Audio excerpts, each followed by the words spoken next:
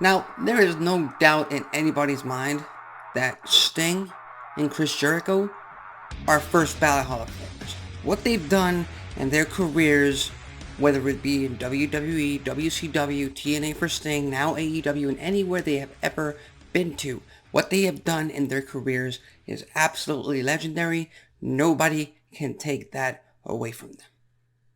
But there is a reason why guys like Jake the Snake Roberts and Arn Anderson, who are currently also employed by AEW, no longer wrestle. They are no longer active performers. And okay, the circumstances are different. They're like 10, 15 years older than Sting and Chris Jericho. But here's the thing. This is a business with athletes. And as much as I like to talk about storylines and character progression, at the end of the day, the climax of this business is still in the squared circle. It is still in your ability to perform in that ring. And much like The Undertaker did in WWE, which again, one of the biggest legends of all time, nobody can take that away from him, but Sting and Chris Jericho keep going in that ring on AEW, and the results that they keep giving are becoming lower and lower and lower, and that's just natural. That's just father time. That's just age. If we're lucky, it'll happen to all of us. But that's just one part of it. My second part of it. These are two household names who have not been able to get their stars over. Number one, Sting with Darby Allin. You cannot tell me Darby Allin is more over now than he ever was because of Sting. Darby Allin's always been over in AEW. That hasn't changed. His momentum, his popularity has not gone down because he has been partnering up with Sting, but it has not gone up by associating himself with Sting.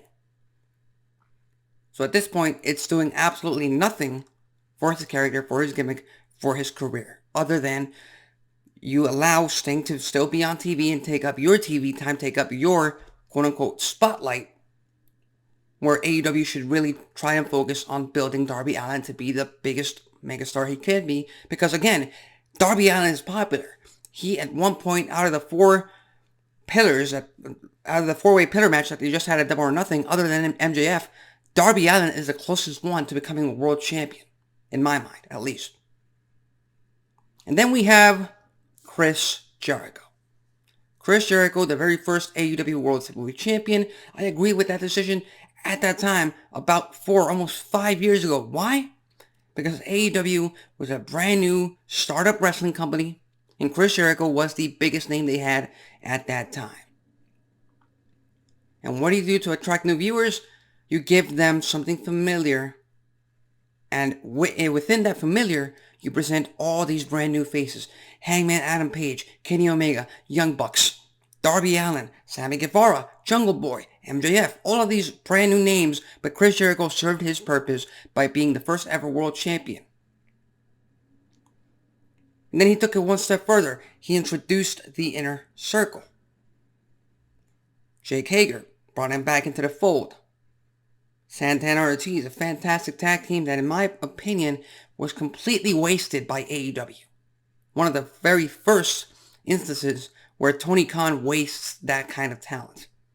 And then you had Sammy Guevara, who at the time it made sense for him to be the young upstart, for him to be in Chris Jericho's shadow. But at some point in time, a stable is only effective when it gets its stars over.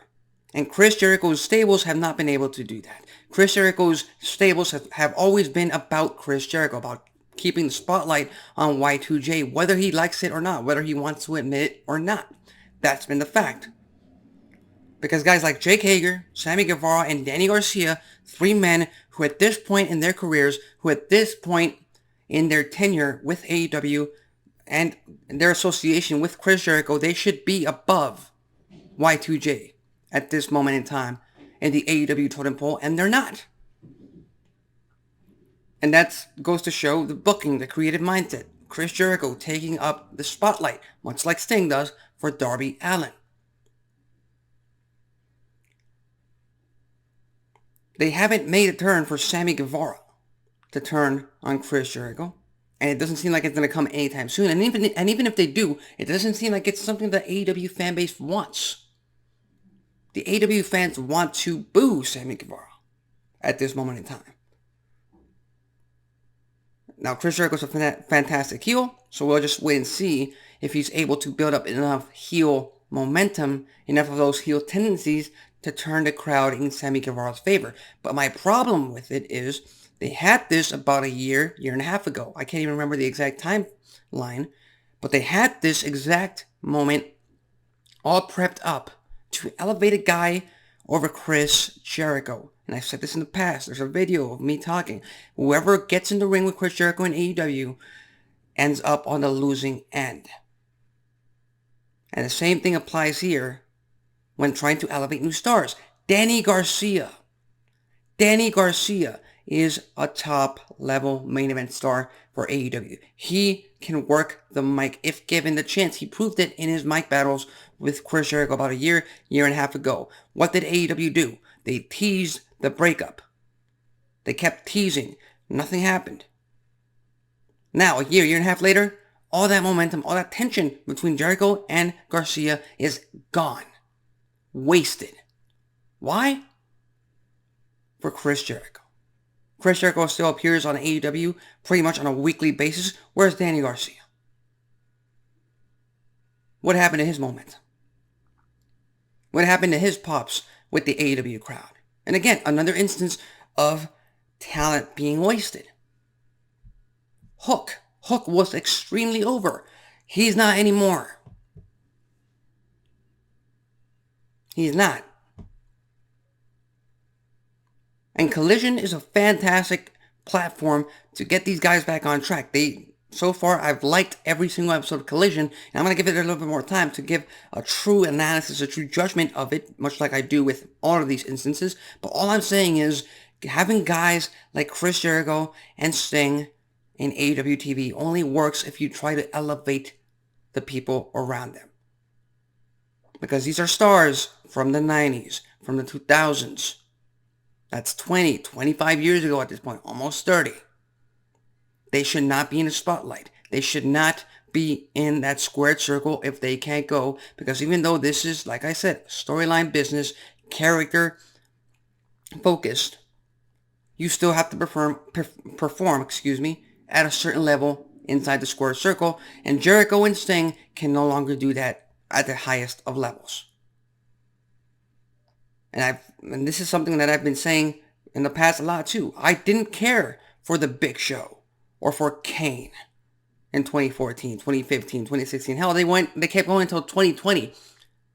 Stop. You hit your prime in a sports-based career as an athlete. That's it. From then on forward, it's a downward spiral. That's it. That's just how it goes. So at this point in time, AEW just focus on Darby Allin over Sting. Just focus on Danny Garcia and Sammy Guevara and maybe even Jake Hager for once over Chris Jericho. I get it. They're big name stars. They're first ballot Hall of Famers. Their careers are frame worthy, to put it that way. But the new generation needs to come in. That's it. That's how this business works. But that's all my thought. That's my thoughts on this entire situation. That's my thoughts on these legends. That's never going to be taken away from them. But the more that they keep going at this level, at this rate, it keeps devaluing what they did in the past, in my opinion. So with that said, what are your thoughts on this entire situation? Do you agree with my thoughts on Chris Jericho and Sting? Do you think that I'm crazy for calling them out when they should be doing this for as long as they want to because they've earned it in your mind? Leave your thoughts, comments, and predictions in the comment section below. In the meantime, tune in later on tonight to TBS for another episode of Wednesday Night Dynamite. I'm Alexis Carrillo. This has been Wrestling Talk, and I'll see you next time.